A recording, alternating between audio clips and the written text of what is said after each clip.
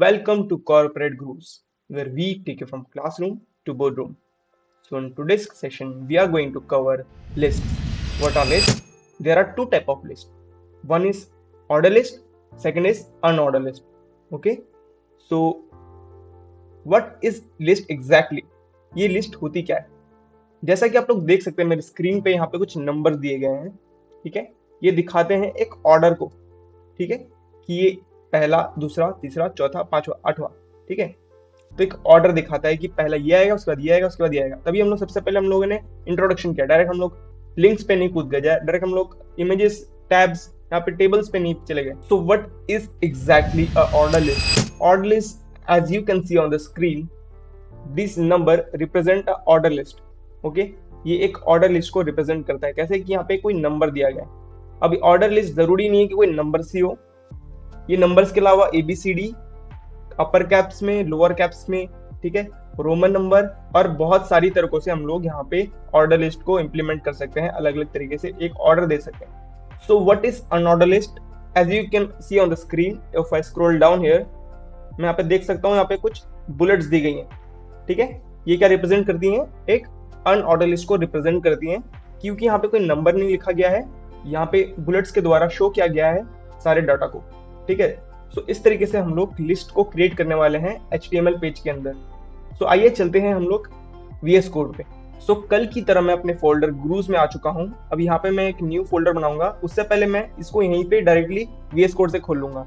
ठीक है, मैं आशा करता हूँ कि आपको VS कोड से ये खोलना आ गया होगा. ठीक है, अगली क्लास से हम लोग ये चीज रिपीट नहीं करेंगे. यहाँ पे मैं न्यू फोल्डर बनाता हूँ, इसको मैं देता हूँ क्लास 4. अब यहाँ पे मैं इसको फाइल देता हूँ, इसका मैं बनाता हूँ फाइल index.html. सेम हमारा कोड वापस लिखेंगे.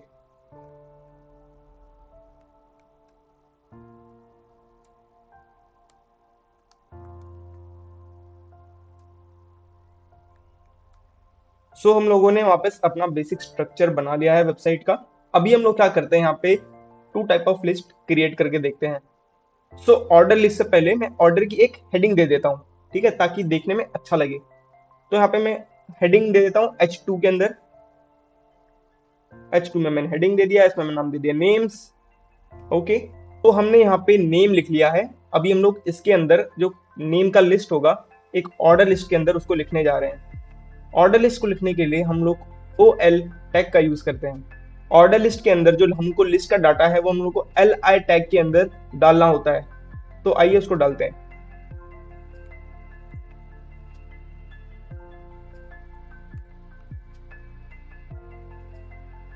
अभी मेरे को ये सेम लाइन रिपीट नहीं करना है. ठीक है, मैं इसके 4-5 कॉपी बना सकता हूँ.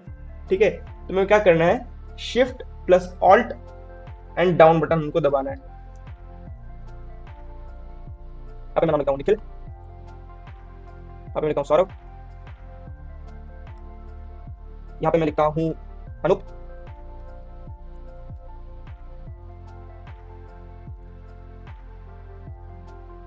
यहाँ पे मैं लिखता हूँ विवेक,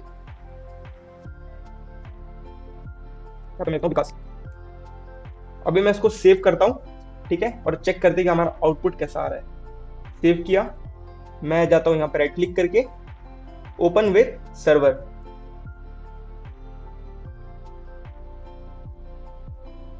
सो एज यू कैन सी हमारे सामने ऑर्डर लिस्ट रिप्रेजेंट होके आ चुकी है. ये ऑर्डर लिस्ट में हम लोगों ने कुछ नाम लिखे थे, जिन नाम के आगे हम लोग को कुछ नंबर्स लिखे हुए दिख रहे हैं. हमने नंबर्स नहीं डाले हैं, हमने बस उनको एक ऑर्डर में डाल दिया. तो कंप्यूटर ने भी उसको उसी ऑर्डर पे लगा दिया है एंड उसके आगे एक नंबर लगा दिया है. तो this was our order list. अभी एक बार हम लोग ऐसे ही अनऑर्डर लिस्ट को भी देख लेते हैं कि अनऑर्डर लिस्ट कैसे काम करता है. अभी यहाँ पे मैं अनऑर्डर लिस्ट लिखने जा रहा हूँ. अनऑर्डर लिस्ट को लिखने के लिए हम लोग यहाँ पे जो ऊपर लिखे थे सेम चीजें हम लोग नेम, उसके बाद हम लोग लिस्ट लगाएंगे. सो सबसे पहले मैं लिखता हूँ नेम H2 के अंदर. नेम के अंदर हम लोग लिखेंगे डाटा. विद डाटा लिखने के लिए जैसे कि हमने ऑर्डर लिस्ट में OL टैग का यूज किया था, अनऑर्डर लिस्ट में हम लोग यूज करेंगे UL टैग का. UL enter. यहाँ पे हम लोग वापस लिस्ट बनाएंगे. जो कि सब में सेम रहेगा। इसमें वापस मैं नाम लिखता हूँ। एक काम करते हैं, इसी को कॉपी कर लेते हैं, कॉपी एंड पेस्ट। अब इसको सेव करके एक बार चेक करते हैं कि हमारा आउटपुट क्या है। So as you can see हमारे पास दो लिस्ट बन के आ चुकी है। First is our order list, second is our unorder list. अभी जो हमने ऑर्डर लिस्ट लगाया है, हम लोग उसमें जो नंबर्स है, नंबर्स की जगह अल्फाबेट लगा सकते हैं, रोमन नंबर लगा सकते हैं। ऑर्डर लिस्ट के अंदर मॉडिफिकेशन करने के लिए हम लोग को आना है ऑर्डर लिस्ट के एकदम आगे, ओएल के एकदम पीछे। यहाँ पे स्पेस देके हम लोग लिखेंगे type equal to double inverted commas. अब यहाँ पे हम लोग A1, small A, capital A, ये सब डाल के हम लोग इसमें फॉर्मेटिंग कर सकते हैं। तो जैसे कि यहाँ पे मैं डालता हूँ ए, कैपिटल में मैंने डाला ए। कुछ सेव करते हैं, चेक करते हैं हमारा आउटपुट। तो जैसा कि आप लोग देख सकते हैं हमारी ऑर्डर लिस्ट मॉडिफाइड हो चुकी है, जिसमें हम लोगों ने उसको नंबर से चेंज करके अल्फाबेट पे ला दिया। अब ये कैपिटल ABCD अच्छा नहीं लग रहा है देखने में, इसको हम लोग स्मॉल ABCD बनाते हैं। तो उसके लिए सिंपल हम लोग को आना है यहाँ पे, इसको स्मॉल ए करना है, सेव करना है, चेक करते हैं। यहाँ पे हमारा आउटपुट आ चुका है जो कि स्मॉल ABCD में हो चुका है। ओके, तो सेम वे में हम लोग अनऑर्डर लिस्ट को भी मॉडिफाई कर सकते हैं। आइए उसको भी हम लोग एक बार करके देख लेते हैं।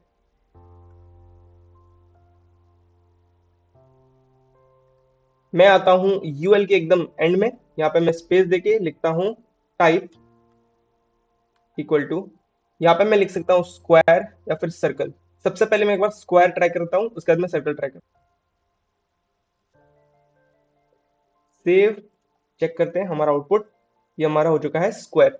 ओके, अभी एक बार सर्कल बना के देखते हैं।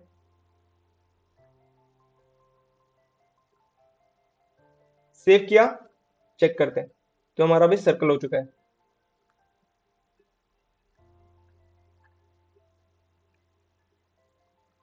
बाय डिफॉल्ट ये बुलेट रहता है। ओके, ओके, सो हमारी आज की क्लास यहाँ पे खत्म होती है, जिसमें हम लोगों ने सीखा है order list and unordered list को, जिसमें हम लोगों ने उसको फॉर्मेटिंग चेंज करके देखा है। ठीक है, तो I hope you enjoy this video. If so, then please like, comment, and subscribe. Also, share this video with your friends so they can learn web development for free. Okay, so see you in the next video.